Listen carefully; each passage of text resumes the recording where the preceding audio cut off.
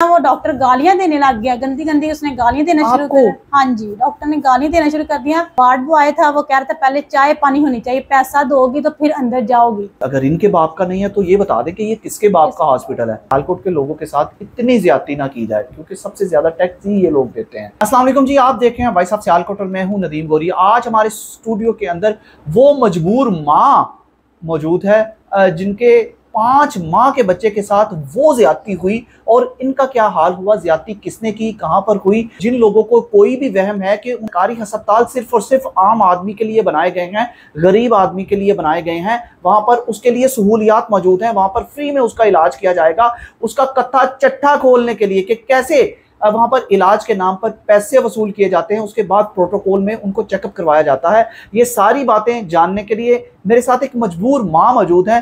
क्या कहना है इनका और किसकी शिकायत ये अवाम की अदालत में लेकर आई हैं। अगर कोई इस प्रोग्राम के हवाले से मौक़िफ़ देना चाहे तो हमारा प्लेटफॉर्म उसके लिए भी हाजिर है। अस्सलाम वालेकुम। वालेकुम जी बहन, क्या हुआ है आपको?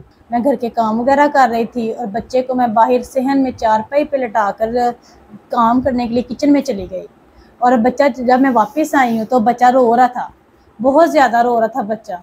तो इसको लेकर फिर मैंने सोचा कि इसको मैं सिविल हॉस्पिटल में लेकर चलती हूँ। मेरा शोहर जो था वो ड्यूटी पे था, और सिविल हॉस्पिटल में आते ही मैंने उसका एक्सरा करवाया। पहले तो एक्सरा करवाने के बाद फ़ौरन मैं एक इमरजेंसी डॉक्टर के पास, उन्होंने कहा इसको लेकर जाएँ। बच्चा शदीद किस्म से दर्द में वो रो रहा था, और ये गर्दन से नीचे वाली जो हड्डी थी वो टूट चुकी थी, और जिसकी एक्सरे में आ गया। हाँ जी, एक्सरे में आ गया कि वो इसकी ये हड्डी टूट चुकी है। इसको जो हड्डियों वाला डॉक्टर है उसके पास लेके जाएं, इमरजेंसी में अभी लेकर जाएं सिविल हॉस्पिटल में। हाँ जी, सिविल हॉस्पिटल में, जो सियालकोट में सिविल हॉस्पिटल है।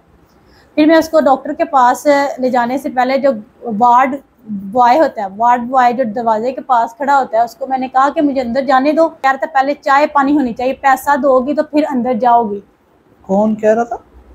वार्ड बॉय जो उन्होंने बाहर खड़ा किया होता है दरवाजे के पास। उन्होंने कहा कि पहले पर्ची बनवाई उसकी? हाँ जी, मैंने पर्ची बनवाई थी। दिखाई पर्ची के भाई हम पर्ची लेके आए। मैंने पर्ची बनाई इमरजेंसी में, उन्होंने डॉक्टर्स ने कहा कि लेकर जाए। अगर मैं लेकर गई हूँ इमरजेंसी में तो उन्होंने आगे से चेकअप नहीं किया। ये क्या डॉक्टर अंदर से आए कि बाहर क्या शोर हो रहा है। कौन से डॉक्टर के पास गई? डॉक्टर तनवीर हैदर उसका नाम है।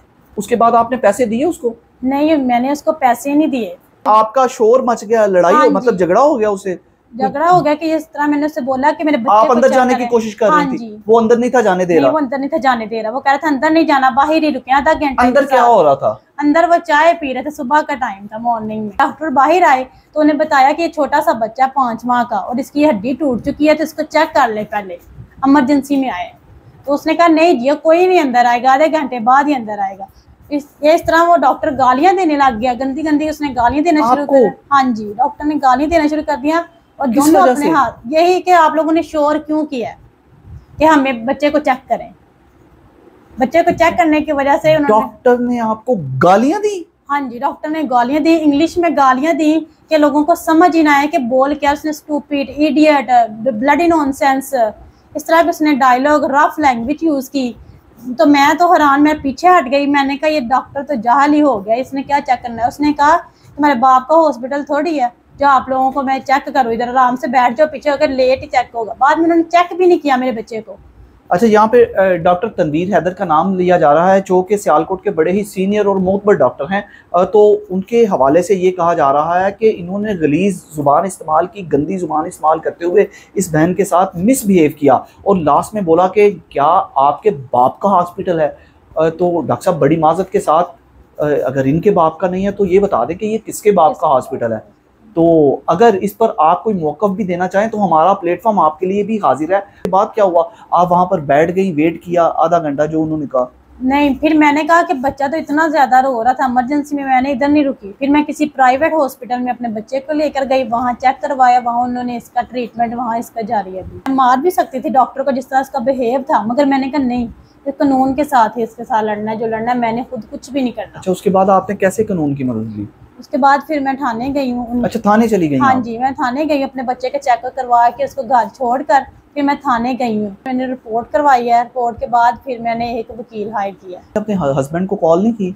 नहीं, मैंने अपने हस्बैंड को कहा, मुझे सपोर्ट करते हैं। ये सिविल हॉस्पिटल्स उन्होंने खोले हैं, ये हम जैसे आम लोगों के लिए जो इतने अमीर नहीं, जो अपने बच्चों को हर फैसिलिटीज़ नहीं दे सकते, वहाँ पे जाकर इतने महंगे इलाज नहीं करवा सकते, अगर इन औरतों के साथ ऐसा किया जाएगा तो फिर ये वज़ीर आज़म जो हमारी बनी हुई है मरियम नवाज, इसका क्या फ़ायदा। वज़ीर आला पंजाब है। हाँ जी, मरियम नवाज साहबा से अपील की जा रही है कि आप भी खतून हैं और ये भी एक खतून है। खवातीन के साथ यहाँ पर ये तरीकाकार अपनाया जा रहा है। सिविल हॉस्पिटल के अंदर, सरकारी अदारों के अंदर अगर हमारे आम लोगों को फैसिलिटेट नहीं किया जाना तो फिर तो इन हॉस्पिटल्स को, इन सरकारी अदारों को बंद कर देना चाहिए कि लोगों से टैक्स तो इसलिए लिया जाता है कि इनको फैसिलिटेट किया जाए, इनको आउटपुट दिया जाए। क्या आउटपुट दिया जा रहा है? क्या ये फैसिलिटेशन दे रहे हैं? क्या लोगों के साथ ऐसे मिसबिहेव नहीं हो रहा?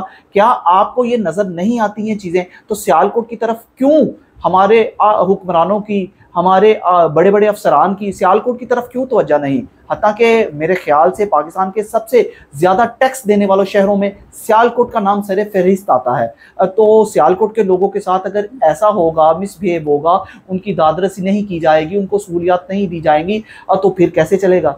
तो आपसे रिक्वेस्ट यही है कि सियालकोट की तरफ तवज्जो देते हुए कम से कम इन चीज़ों का ख्याल रखा जाए कि सियालकोट के लोगों के साथ इतनी ज़्यादती ना की जाए, क्योंकि सबसे ज़्यादा टैक्स ही ये लोग देते हैं। तो फिलहाल क्या कानून इनका साथ देगा? क्या इनकी एप्लीकेशन पर अमल दरामद होगा? क्या उस डॉक्टर को बुलाया जाएगा कि भाई आपने क्यों मिसबिहेव किया? देखते हैं इस पर कानून कहाँ तक जाएगा। क्या या कानून बड़ा आदमी देखकर दब जाएगा या फिर कानून स्टैंड लेगा? ये तो अब वक्त ही बताएगा। फिलहाल इस स्टोरी से अपने भाई नदीम गोरी को इजाज़त दीजिए। अपना बहुत सा ख्याल रखिएगा और हमें दुआओं में याद रखिएगा। अल्लाह हाफिज़। पाकिस्तान जिंदाबाद।